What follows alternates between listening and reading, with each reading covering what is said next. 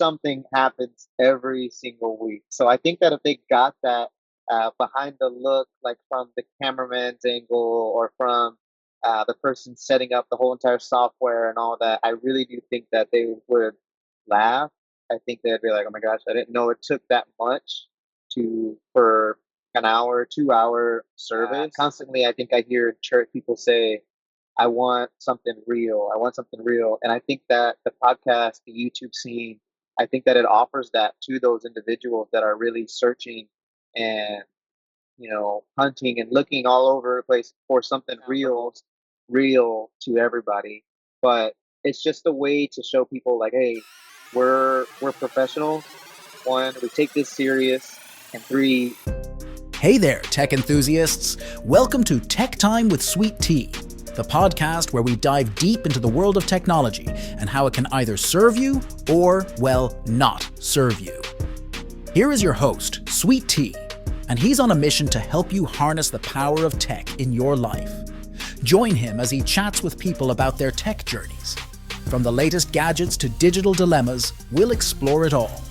So grab your favorite device, hit that play button, and let's keep it real in the world of tech. Tech Time with Sweet Tea is here to help you stay plugged in and empowered. Let's get started. Welcome back to another discussion here on Keeping It Real podcast, where I talk with filmmakers, editors, and everyone in the film world and the tech world. And today is no different. We're going into the world of church and worship, and I want to bring right off the top of this stuff and talk about how live streaming is changing the game here, whether it's on YouTube or your own website. And we're going to talk about that with my guest here coming up. I'll introduce him in just a second. Actually, no, just that's coming up now. Introduce youth leader Joe Rodriguez, a dynamic religious leader passionate about faith, tech, and modern ministry with hands-on experience. Myself, I'll talk about my hands-on experience with Woodland Church, along with some stuff that he has some favorite tech gadgets, his view, and let's bring him on now. Find the button here, and there he is. Are you on mute? Okay. Welcome to the show, Joe. Thank you so much, Tommy, for having me, man. I really appreciate it. So I'd like to start out talking, like introduce, and with just what are today in this world. What are you excited about? Yeah. So I'm excited a lot. Mainly because I feel like the church has really been evolving within the tech world. I feel like we kind of had to evolve, and I think that I'm excited because it opens up new opportunities, new doors, and ways for us to be able to spread the gospel. Yeah, for sure. And when you bring up that, like, church and new ways to bring church and worship and gospel to before, I used to think of church going back in the 90s, and there would be an organ playing and it's worship, and it's all good, but I think that was losing interest. Would you agree? What would you say to, like, are you familiar with any of that, like the organ playing in the church? To an extent, I went to a Baptist church, and they never really did any of that. But I have visited some churches where they only played the organ, or where they might have only had the keys, the keyboard playing, something like that, like no guitar, nothing. So very little, but I do have some experience within those things. Yeah, and now today it's like a almost like a rock, but not rock. It's contemporary worship. Is that I think that's what I heard you referred to Yeah. as contemporary worship now. So tell us about your role as the youth leader for you, Joe, in the community. Yeah. So recently, I have been attending Hosanna Baptist Church. They kind of they were lacking, I would say, some type of youth group. We didn't have that at the moment, and I just kind of wanted to step in there and fulfill that opportunity. And so that's kind of what I've been into. We just been slowly trying to grow it from the kids to the youth program. And yeah, I mean, it's been amazing. We're hoping to start a couple of Jesus clubs within the San Antonio area. So yeah, we've just been praying about that and hoping that it just takes off right then and there. And what sparked your interest, like looking into like tech and using tech for worship? Okay. Yeah. So what sparked it was just, I would say, to be more efficient, right? So a thing that really got me was I felt like, and this is not to call out any church or anything like that, but one day I went and I was visiting a church when I was still living in the Dallas area, and they were like, "Hey, we're gonna live stream." And whenever they were live streaming, all the guy did was he just put up his phone on a little tripod, and he Facebook Live, and that was it. So yeah, I mean, it really got me into that. After that, I was like, there's got to be a more efficient way. There's got to be a more better program, things like that. And while I do believe that Facebook is amazing and all this, what I mean, that it's just a way to spread the gospel. I just always felt that there was better ways. Yeah, and once you talk about the putting up the propping up the one phone on with Facebook Live church, and that's a really good way. And that there's if you can get to a point from there, that's a great starting point. You press record, press the live button on there, and then your church is online live, and then you grow a little bit from there. I've seen like the one that I was a part of their tech ministry where I actually volunteered on camera down in the Woodlands, Texas, near Houston, north of Houston, and they had a whole nice like setup, control room in the back, cameras, multi cameras set up and everything. Once you have that, then it's it's like not a harder step to add the live streaming aspect from there, like right from the control room, and everything comes from there. Cameras all feed to the control room, and but it's baby steps you take from one phone to like next step. Like, what is that next step you might have mentioned it, but what is that next step from like just one phone to Facebook Live? So I would say the next step after doing something like that, and kind of like I talked about earlier, like efficiency. So I would say maybe investing within some type of cameras, or maybe investing in a program. And I know that there's several out there. I'm not entirely too off the top of my head, like too familiar with all of them, but I do know that there's some programs out there. And then I think the next thing that to be more efficient is there's other programs out there within setting up everything. Like, to me, I just think that that's the part where I think within the tech industry that we're able to help out the church and really give the the congregation like a great service. So one that comes to my mind, I don't know if you heard too much, maybe from me in our talks in the past, but OBS, Open Broadcast Software. Are you familiar with that? Somewhat, yeah. I One of the churches that I had interned at had used that, and I was the camera guy. I was holding it in when they were, camera two, camera three, and that was me. I was so, but yeah, yeah, somewhat. So let's see.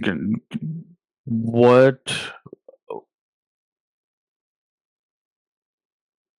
would you say like would be like going like to implement something like that, like multi-camera? You could pull in like if there's a Mac working, I know you can use your phone.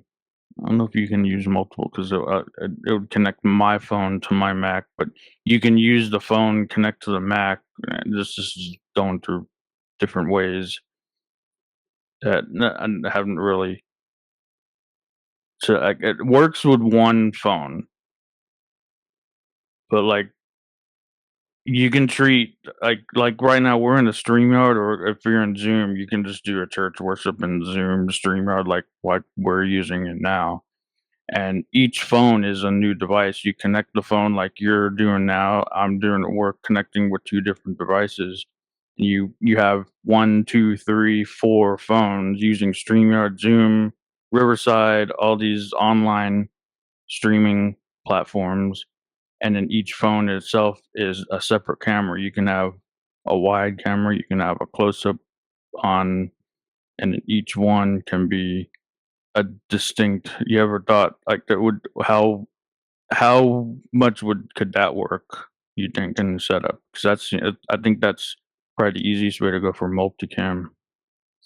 Yeah, I mean, I think that that would be phenomenal. The only reason why I actually like that is because uh, there's just so many angles within a church, right? Like within any building, and I just strongly feel that if we were to use or yeah, like use that type of software and maybe implement kind of like how you said with the phones and just different things like that. I think that that's stepping out of the box and maybe stepping out of the comfort zone of some individuals. Like, it would probably be like extremely foreign if we were to tell the guy that had the Facebook Live on that tripod right in the middle, just hitting record. But yeah, I mean, one of the churches that I had worked with, we did have a multi function.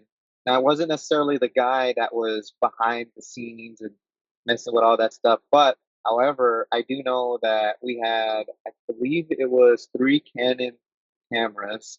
Don't ask me the model. I'm not entirely too sure on that.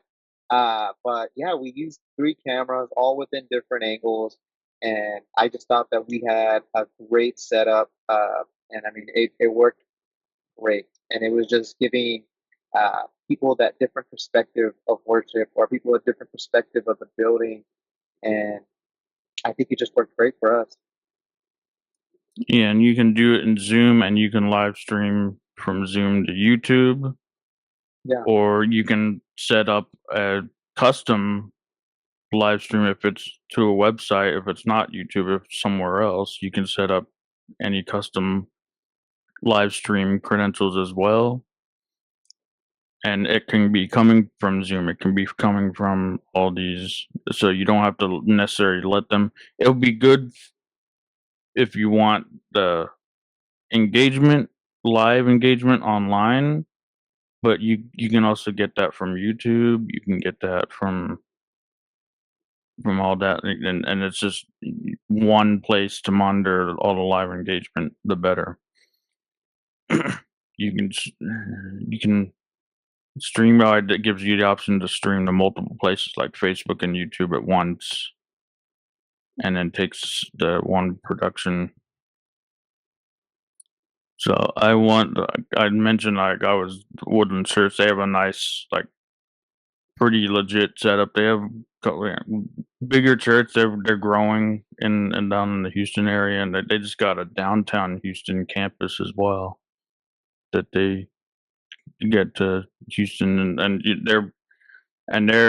they have a nice setup as far as studio cameras and everything, which I was having fun on the dolly cam way back in 2010, 2011, where it goes side to side, and it gives you a nice background motion behind the subject. That's the one I really had the most experience with. Another question or discussion topic that I have here: how technology bridges the gap between traditional worship and modern accessibilities. What comes to mind when comparing traditional versus new ways? So there's an app that we use that I'm sure we could talk about the whole rest of this podcast. But it's called Church Center.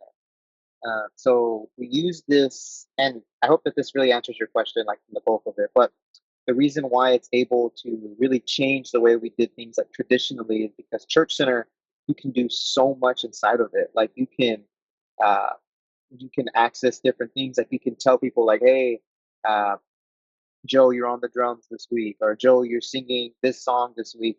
It's going to be in the key of E or the key of F, key of G, like just different things like that. And it's just been such a huge game changer for each and every single church that I know that have used it. Just because, like I said, it's an effective, efficient way to do pretty much whatever it is that you need to do. It's not so much a live streaming, but it is pretty efficient. It is pretty efficient when it comes to uh, everything that we need a software to do within the church. It's kind of like a two birds, one stone type of thing. Had something to.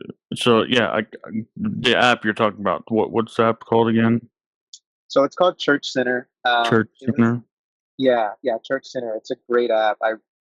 Probably I'd recommend it to almost everybody that if they needed an app, I'd recommend Church Center to everybody. So is it for like back end planning? It sounds like it's a planning app, Yeah. but is it for Yeah. planning and all the above? Yes, 100%. So like Church Center, you can use it. So like let's say people want to tithe, like they don't feel like giving. So at the church I'm currently at, before we implemented Church Center, everybody was kind of tithing just dollar bills, just kind of putting it in the little bucket that we had or the little plates that we would use. And so what we started to do was we told them, okay, hey, you know what? There's a more efficient way. Let's go ahead and implement Church Center where people can scan a QR code, they can link it to their bank account, and we can go ahead and get the tithe money right then and there. And it's quicker, it's more efficient rather than having the church accountant, like being like, okay, that's $5, that's $10, that's you know what I mean, and then they have to write it all down. And I don't know, like I said, there's just things like that that I just find it to be more effective, more efficient, and it just helps out in the most tremendous way. Like just amazing. All right, so moving to a next thing, and I have something here. I told you a little bit about off air too, and I can bring that up too. What do you think on live streaming services? And then now I see a bunch of them that aren't live, and maybe it's edited in later, but as a podcast. What do you think of church and podcasts? Church and podcast. I think that it's a way for people to get I think it's a way for people to get the most like effective sermon out there. Like if you're just talking about like edited church services, I think it's the most one of the most effective ways. And having people see what I g- I don't want to say what you don't want them to see, but having people see what you want them to see, right? Which maybe might not sound the most real to everybody, but it's just a way to show people like, hey, we're professionals. One, we take this serious, and three, we love what we do, and God wants the best from us in each and every single thing that we do. And so we want to give you guys the most efficient, most effective, best Sunday experience that you could possibly go for. And when it comes to the podcasting, I just like me myself, I run the podcast. I don't really edit it. Only thing that I may edit if I do decide to is just those long breaks where I'm like thinking and I just randomly stop like right in the middle of a sentence and I don't even know why. But yeah, I think the podcasting scene and all that within the church has been helping people to get, uh, I would say, under or like being able to pick people's brains that are pastors or that are influencers and people that we wouldn't normally hear this like raw emotions from, right? Like, uh, I don't want to keep rambling too much, but just as an example, uh, in one of the podcasts that I listen to, like Matthew McConaughey, for instance. Now I know he's not like a huge religious person, and he's not a influencer or anything like that, but it's like we would have never known his true feelings or his true emotions towards God, or we would have never known his theology when it came to God, uh, or his walk with Christ, right? We would have never known any of that until we got that podcast, until we got uh, his raw, real emotions out there. Yeah, the podcasts offer a different thing that if you're like, what came to my mind was TV. Like, why I like podcasts so much more, I always say speak out, is that you can't fit in on the TV what you can with just TV. You have to have it's sandwiched in between different programming, different shows, segments, and there's like 3 minute segments here, 3 minute segments there, and we have time to go deep onto one given topic. But they've what I'm discovering really and realizing really as I'm mentioning this, they've done this forever. They've had long sit down interviews and then they chop up what's good for TV. But with podcasts and YouTube, you don't have to do that anymore. It can all just be put out there, and you don't have to chop up for TV. And you lose context, you lose when it goes out to TV, and you lose. But put it all out there on the podcast where there's room for it, and what people can, and if it's engaging, it can be an hour, it can be 30 minutes to an hour. And podcast for that's my little rant or spiel on rant a podcast versus TV. You have thoughts on that at all before we move on?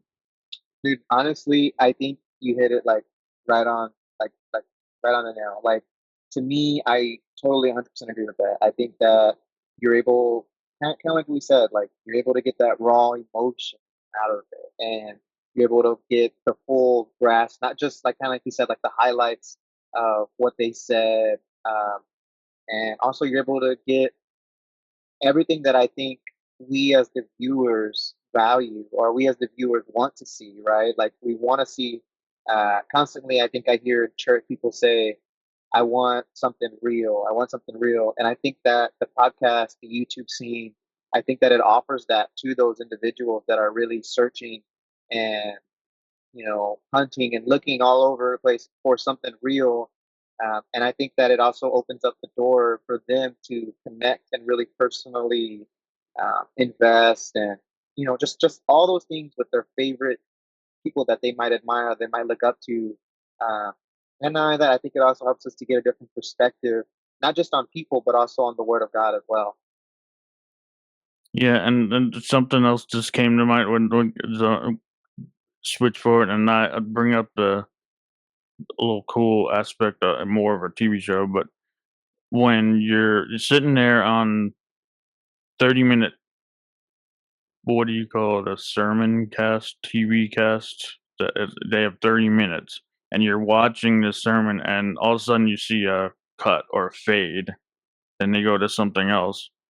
But like, what would just bring in the talking about the gospel and God's word? Like, what would you think if you're just cutting up his message that way? In podcasts, you may cut out like blank, like you mentioned, like when you have like a blank thought for a minute and you're trying to think of your next thing you're saying, you cut that out, yeah. But cutting out the message of the week, whatever, cutting that out, like what, and it seems to fit even more. Like you can put the entire message of the gospel into a podcast.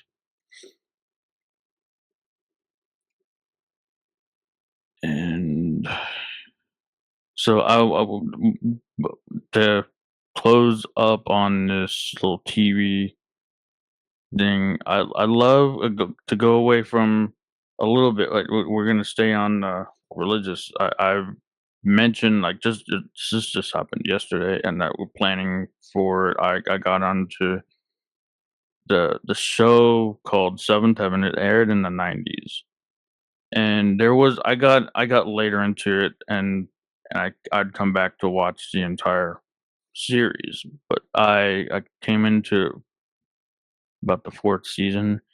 I When I went back to season one, that pilot episode, it's following preacher, reverend, and being children, preacher kids, and everything. So that's the basics, very simple concept of the show. And the first episodes had a very synchronicity with me, and with revolving like death, cancer, and everything, and how it opened up. It aligned with like what happened at that time. It was first starting in my life. Same thing. So like I saw it as synchronicity, and I commented on it, and that's how I connected. And just yesterday, I shared that little moment of synchronicity, and they're like, let's have you on for a little chat with the actual actors who were on the show. So I chatted with them yesterday. So I sent you all that like off air, but I just wanted to bring that up since we're talking about TV and podcasts and like all this news up. We can do rewatches of old shows that you pick a favorite TV show of what you watch.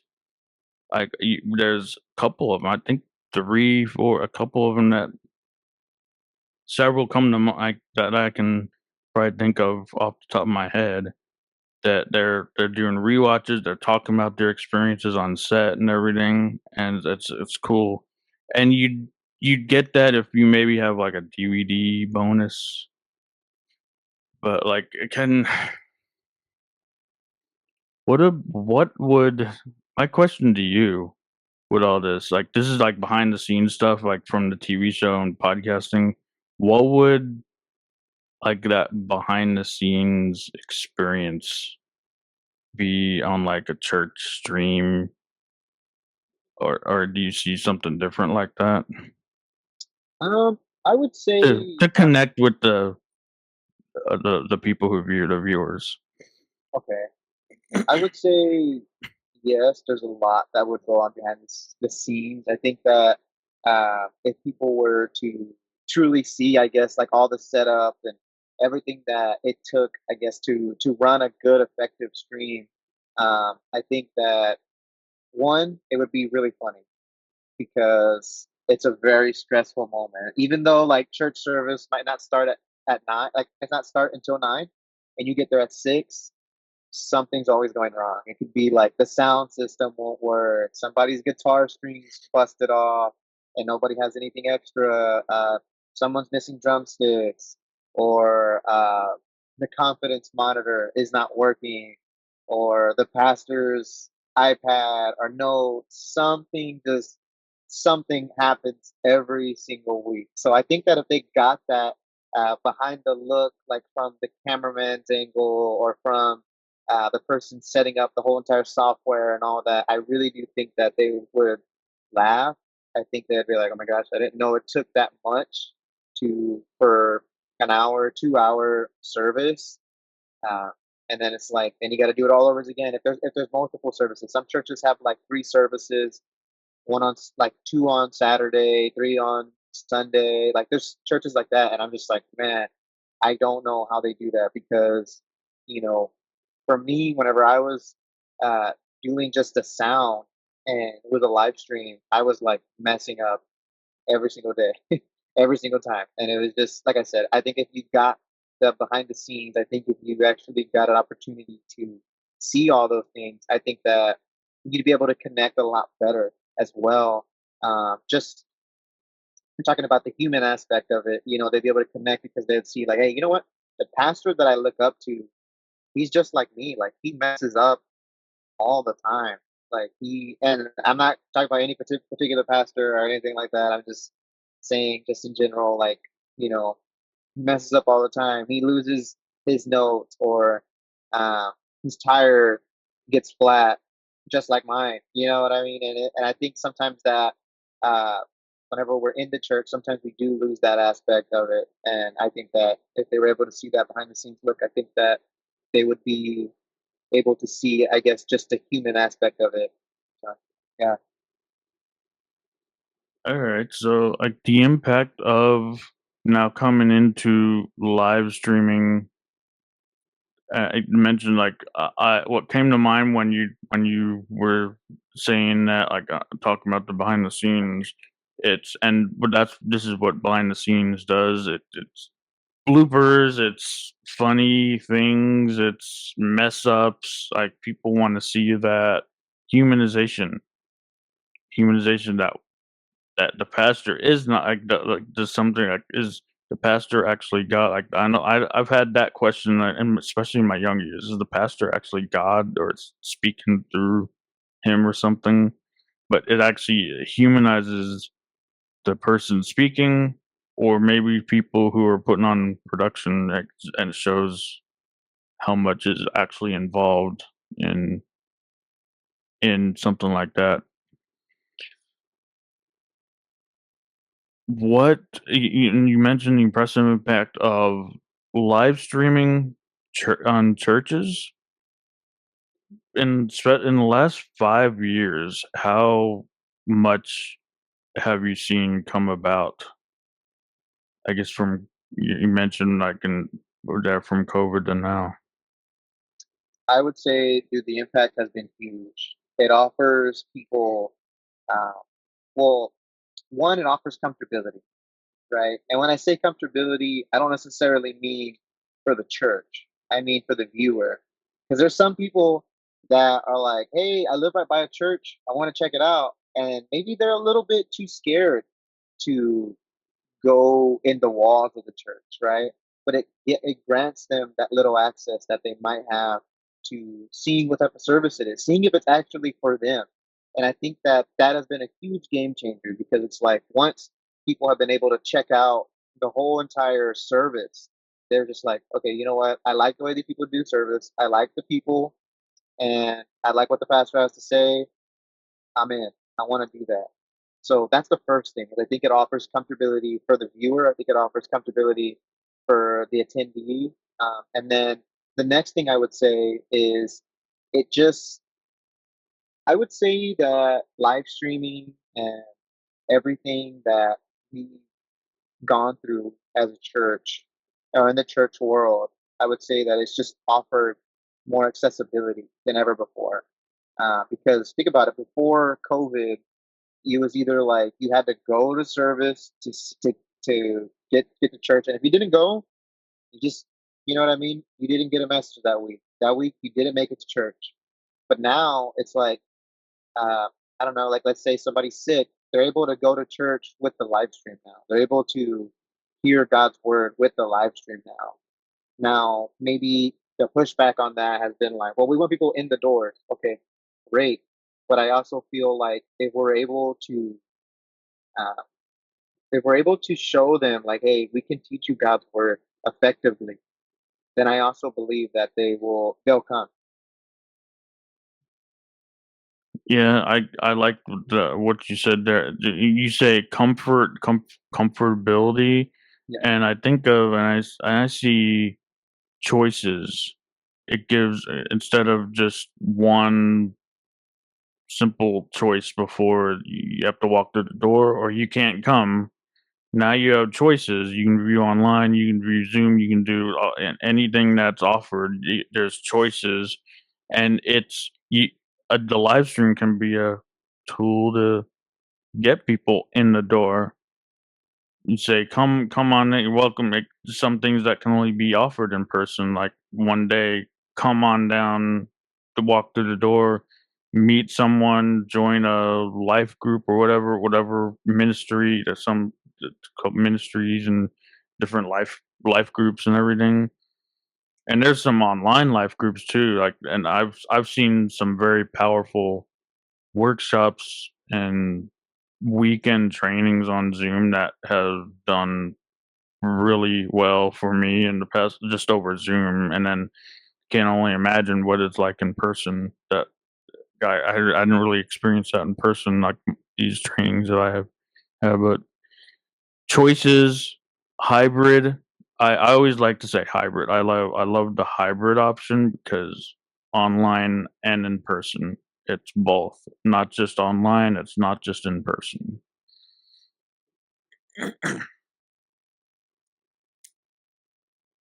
Next in here, what do I have here?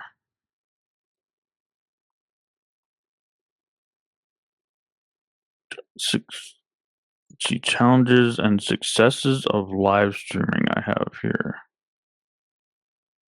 Anything on that? I'm just going through my notes here. Oh, Just yeah, live moment. it's perfect. Technical Uh, glitches. We talked about that with the bloopers. Humanization. Audience engagement. What about audience engagement? Like what in person versus online? How would you engage in uh, person and then online? so in person, I feel like it's extremely easy. So there was a church in Dallas. It was called the Oaks, and I loved it. They were a huge church, and they had great engagement. Right, it's in Red Oak, Texas, I believe. And something that they would always do, and it was like an audience engagement. I just loved it. We like like sometimes whenever they're gonna pray and they're like, "Hey, come down to the altar," or if you accepted Christ for the first time, come down to the altar. Okay, well these people would say, "Hey, at the Oaks, nobody walks alone," and the whole entire congregation would say that nobody walks alone. And I would always think to myself, okay, now that's real engagement, right? Like they're actually focusing, they're really buying in, and they're actually thinking like, hey, you know what? And not only that, I think it's a like it goes back to the comfortability part, right? Everybody in the whole entire service knows, hey, you know what? I don't have to worry about, okay, I just prayed a prayer, I'm saved now, right? And then they're like, I gotta go now and take that leap of faith or that courage to go up to the front. But at that church, the audience engagement in person was just like great because it was like they were able to say, nobody walks alone. We all know we see somebody with their hand raised. Let me go up to them. Let me engage with this person that maybe just prayed for the first time or just accepted Christ for the first time or something. And let me walk with them down to the aisle, right? And to me, whenever I saw that, like I said, to me that was just perfect. That's a great example of in person. Now, there's a church called Hope Fellowship that I had attended for a while, and I interned there for a little bit. It's huge. They have multiple campuses in Frisco, Prosper, McKinney. Uh, I don't know where Allen, I believe. I'm not entirely too sure. Well, they had what was called a like an online pastor, and essentially it was like the best way I can explain it is how like on the NFL, how they have like that like Fox reporter who's on the sideline and they'll ask the coach like, "Hey coach, like you guys are down by 10 points, are you going to do anything to change?" And the halftime, like, "What are you going Mhm. to do?" And then they'll do the interview. Well, that online pastor would walk you through the whole entire service. They'd be like, "Hey guys, we're here. It's 10 minutes before service." And they would have like that little microphone, have their little setup, almost like Fox, right? Almost before the football game, and they would be like, "Hey, you know what? Today the pastor is going to be doing this. He's going to be doing that. We had an awesome first service, or we had an awesome service last week, and we're just hoping that you guys will be able to invite the Holy Spirit into your house, or just something like that." And it was something that kept the audience engaged, and I saw it as something that kept the audience like people were commenting, and I don't remember her name, but I'll give her a fake name, right? Like let's say the name was Lisa. They'd be commenting like, "Hey Lisa, like great to see you again," or "Lisa, that was a good word," or "Lisa, last week was fun." Like, and it was just a bunch of little comments that I saw, and I was like, "Wow!" So these people are not only engaged in the service because of the made up Lisa, but they're also engaged in everything within the aspect, right? And I think putting that person in front of the camera really did change everything. And it's called an online pastor. So I think the online pastor really was effective when it came to uh, keeping people involved in the service and not just like I'm sitting at home watching the service.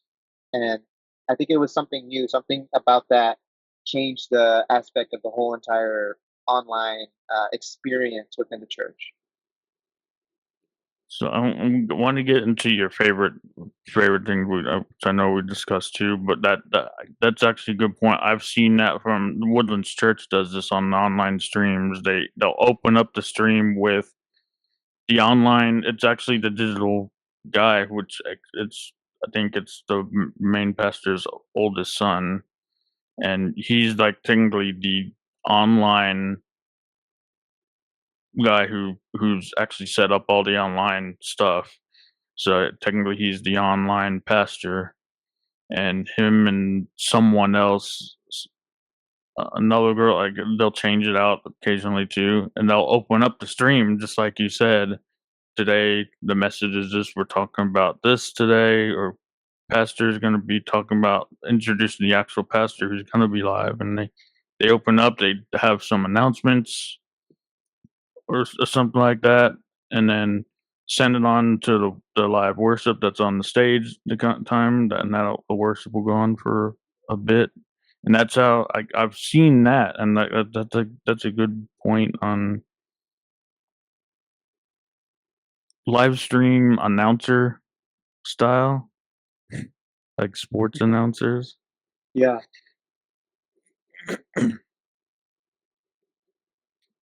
All right, I'm gonna get into favorites here.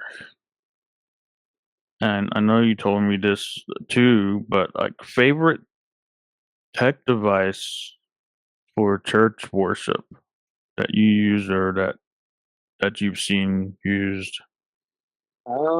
Favorite tech device. So I would say, oh my gosh, it's not called Premiere Pro. Uh, it's not Church Center. There's this little, and forgive me for this. I totally forgot the name. Oh, ProPresenter. ProPresenter is my favorite, only because it's so efficient. It's so like you can have songs already downloaded, and it'll help you to stay in the key. It'll help you to um, get the words on the screen, and it's like automatically as soon as you download that song, you're able to put it into ProPresenter, and within that second, it's like, oh, you can get it all right there, present it up on the screen in the church, and at the same exact time, like let's say I don't know, like let's just say you were like, hey guys, today we're going to talk about this Bible verse. I can look up that Bible verse in there and then put it right on ProPresenter and put it up there, and it's like within seconds, right? And so ProPresenter to me has been a game changer, and I think that that's the type of software that I truly believe is my favorite, like out of all of them. Is that like integrated with the TV production Pro Yeah, Presenter? so it can. I know that we also did use that, right? So like as soon as we would click on the so it's still kind of manual, right? So like let's just say you were going back to the chorus, right? Okay, well I can click on where the chorus starts. So wherever you start, I click on that, and then the words will then also appear on the live stream as well. So it's like the viewers from home still get the words as well on their TV screen, the same way Yeah. as the in person would.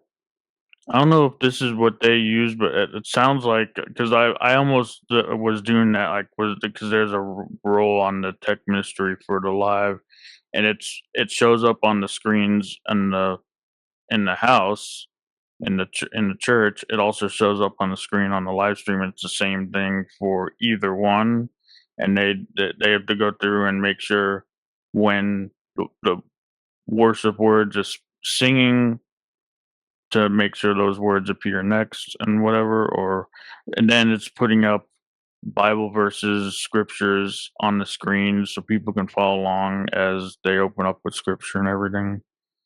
So it's putting up the graphics or putting up actual words, lyrics to worships.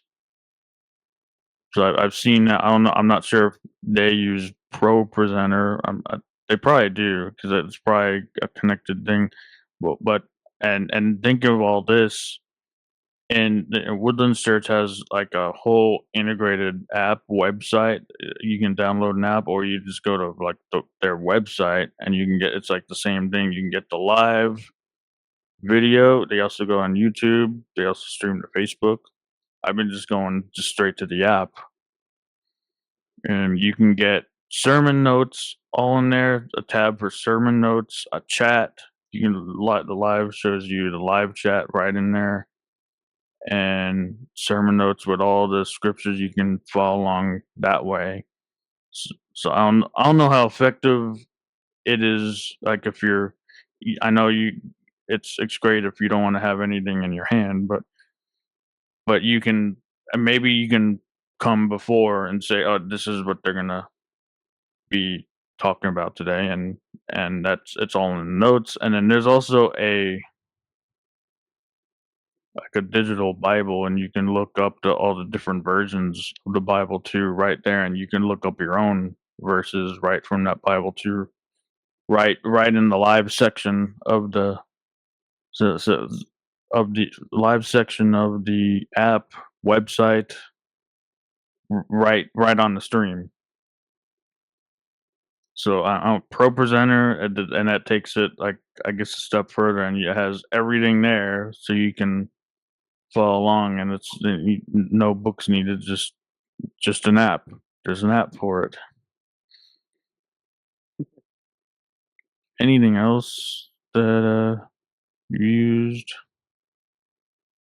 Um, kind of like I said though, like the church center, that may not help out necessarily when it comes to worship and like what you're seeing, but like I said, it helps out when it comes to planning events for a church, planning the worship set for a Mhm. church, what the pastor is going to be speaking on, right? So the whole entire service, or people would know, not like the service would know, but the staff would know, kind of like more along the lines what he's going to be talking about.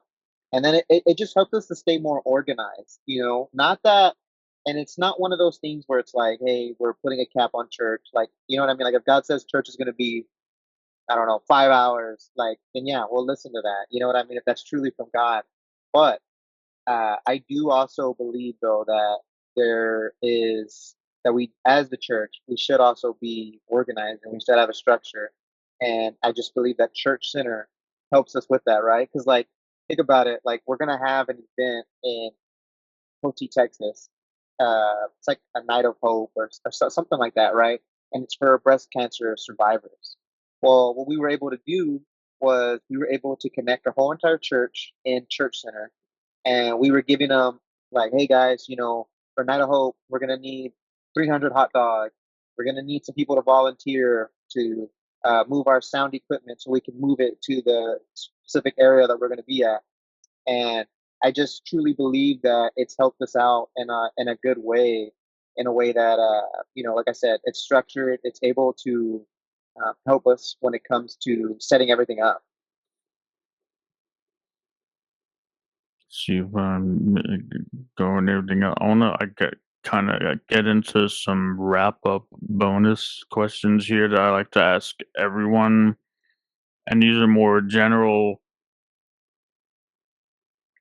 technology questions and everything. And see before I get into that, if there's anything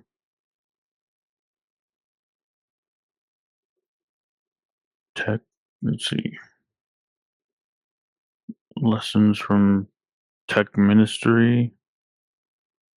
So yeah, this is kind of a nice tie-in to my wrap up. Lessons from that blooper connect, like the ways to connect with the congregation, ways to show a human side to the pastor, to the people behind the camera. What are some lessons that you can get from working on the audio, that running that show, and maybe feedback you got from people if there's a live chat involved? What are lessons? I want to say three, but maybe as many as you can think of. What are some lessons? I would say everything that can go wrong will go wrong, right? Like that's a lesson that I've learned. Another one is that if nobody tells you anything, and I used to always get told this, if nobody tells you anything, you did a good job. That's a lesson that I had to learn really quickly. Like, hey, you know what? Nobody's gonna come up to me and say like, hey, you did a really good job on the sound today, or hey, you did a really good job on the live feed. It's whenever nobody tells you anything, that's how you know you did a good job, because usually people will only tell you like, hey, the live feed was a little iffy, like you might want to improve it with this or with that, or the worship didn't sound as good or as crisp as it should. It was missing a little something. So yeah, those were two lessons that I had to learn right away. And then the third one is, without you, the service just isn't complete, you know? And that's something that I would say that a lot of background or tech guys needed to hear, right? A lot of times is, hey, without you guys or without us, the service really doesn't necessarily uh, go as planned. Because guess what? When the sound goes out, the whole entire congregation's like, what's going on? You know what I mean? Or uh, the live stream, if it doesn't work, that's a piece of our congregation that we're missing almost, right? Or worship. Let's say one of the, like, I don't know, like let's say you turn off the drums, right? There's no drums. Well, you're missing something. You know what I mean? It just feels off, and that's what I'm saying. Like, as that's a lesson that I would say. Without the audio visual team, I feel like the worship or the sermon, the whole entire church service is not as complete. It's not as full, even though I know most people would probably tell me like it's about God, but just from a practical sense and from a human sense, the AV team, we need to. Yeah, those are great, good lessons there. And that first one, just get started, just do it, and you look for the feedback, but just do it. And you, if you don't hear from anyone, then that's good. That's feedback, whether you're hearing about it or not. Like, it's good feedback. I was thinking when you were saying that, like, if you don't hear something, what is that saying maybe about some kind of system? Like, can they say if there's something going on and they're trying to say something and something on that their end's not working? But I guess that's more their end. But like, make sure they can hear, make sure you can see their responses, and then if no responses, can I was thinking, to me, I think, is there any, like, why maybe no engagement or something, but that's just run through. But yeah, I think that's for the most part true. That I can agree. Don't hear anything, it's good. No news is good news. Yep. I want to get into lessons of the all this technology with the fast pace of technology advancing more and more. We're connected with devices on phones. What are some things that learn to be true on on these devices, that good, bad, ugly, that,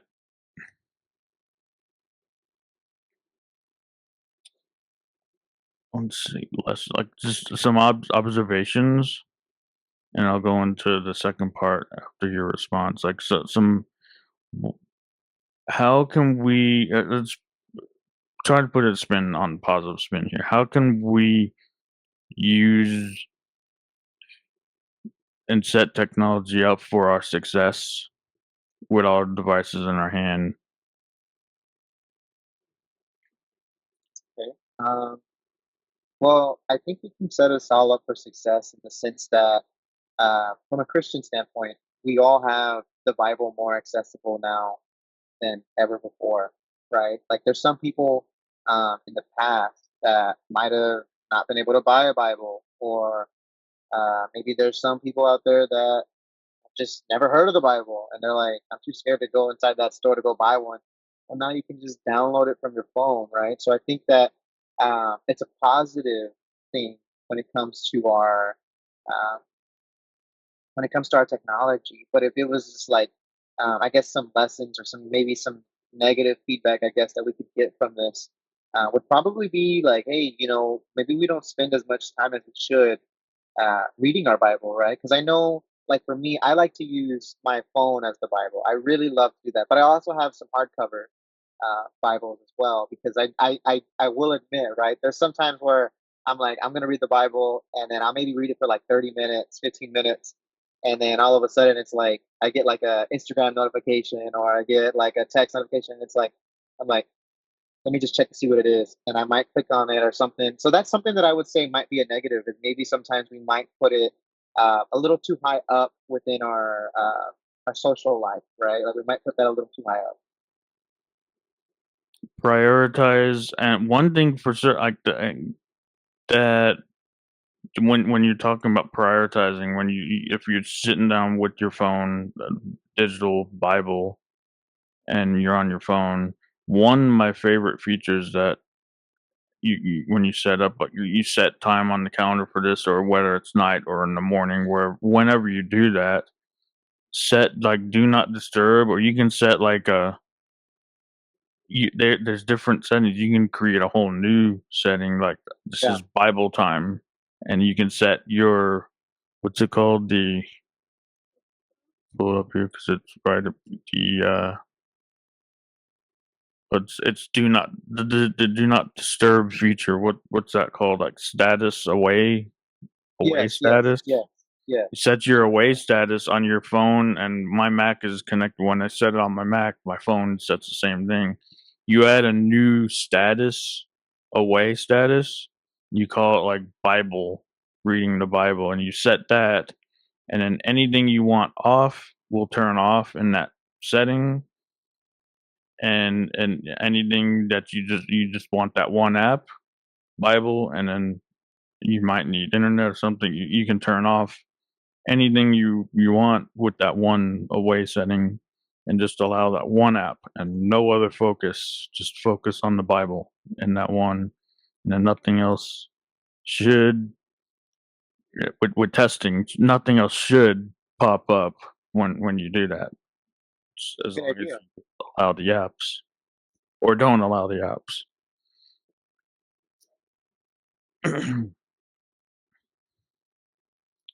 Do I have a closing here?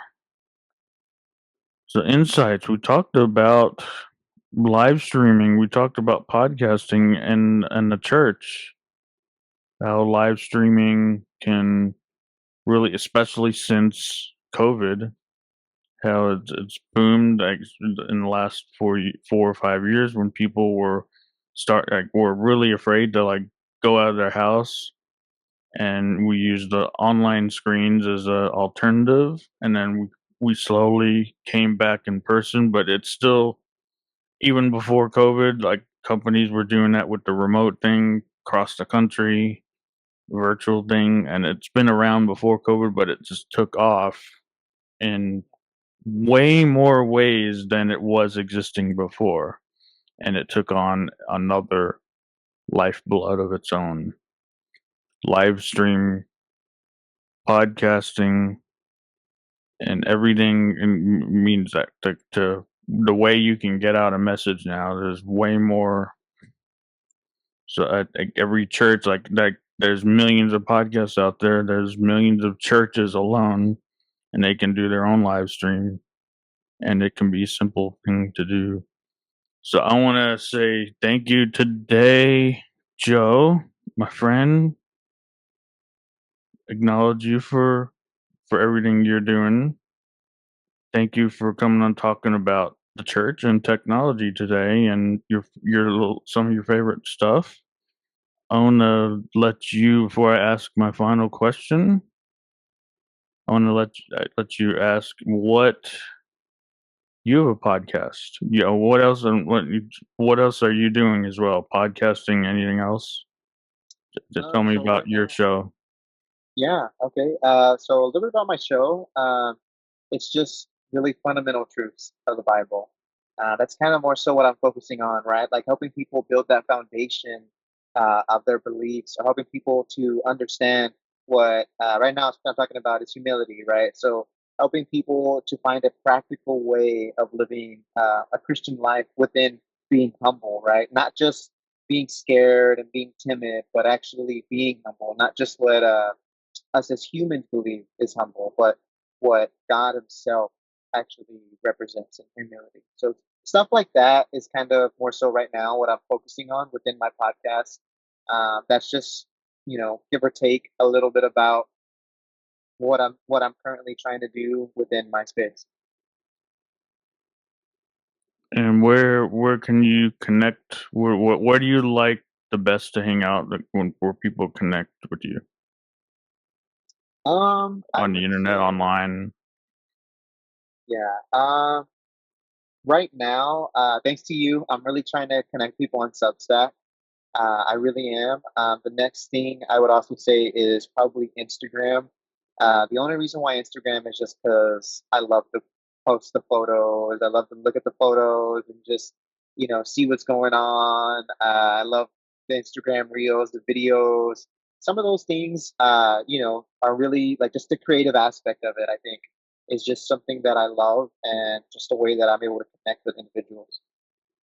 Yeah, I like Instagram edits, playing with in different reels and seeing what works. I've been messing around with like some stuff that works and touching on like search based content and everything, what people are actually searching for. So, and Instagram and then YouTube is one of my favorites as well. Any so podcasts, got anything else coming up, or that I'd like to have back on and talk about something else that you may have learned in your production experience, but anything else coming up that we can look forward to that you can share? Other than becoming and hopefully growing the youth group that I'm a part of, that's basically it. I mean, really just podcasting, being a youth leader, and just really fulfilling that role of being like a godly mentor to young men and young women. That's all really at the moment. And, I'd love to hopefully share in the future some of our experiences, some of my experiences when it comes to, like with the club that we're starting here in the San Antonio area. That's just something that I would love the opportunity to share about in the future. And yeah, I mean, that's pretty much essentially all that I've got going on right now. Well, keep doing what you're doing. You've been a great friend to me, and appreciate our connection that we have. And as just time to wrap it up for now, I want to ask my final question. If before I do that, is there anything we left out that you want to like touch on real quick? Um, I mean, other than just saying thank you, Tommy, you've been a really big inspiration for me when it comes to starting my podcast. I know when we first started talking about this, you were letting me know a little bit about yours and just kind of like the grind that you've been on and everything. And I just really felt like, it was a huge inspiration to me before I started mine. So, like I said, that's something that I really have been wanting to say. Just thanks for that, and being a pretty big encourager throughout the years and throughout the days. Thanks for that. Take that in, receive that. And my final question is, I like to ask everyone at the end here, what is your definition of innovation? My definition of innovation, probably I would say probably like Renaissance, like a rebirth, something like we change something. Maybe it doesn't necessarily have to be like a full 360, but maybe like a 180, right? Like, we just continuously continue to uh, change things and improve things for the better, right? Because there's a saying that I really love, which we tell people, which I tell people all the time, which is like, don't change unless it's for the better, right? But innovation to me is changing for the better. And I just really feel that that would really help us out. So we're going about like an hour and 5 minutes to talk, because we had time flies when you're having fun. It's about the time I like to keep things to an hour. So thanks again. This is fun, and look forward to having you back on with new stuff to talk, or what anything in the future to talk about. We hope you enjoyed this episode as much as we did. It's always a blast exploring the tech universe with you. But alas, it's time to wrap things up. If you've got burning tech questions or just want to say hello, remember you can reach out to us on our website, social media, or drop us an email. We love hearing from you. And if you found this episode as electrifying as we did, please take a moment to subscribe, rate, and leave a review.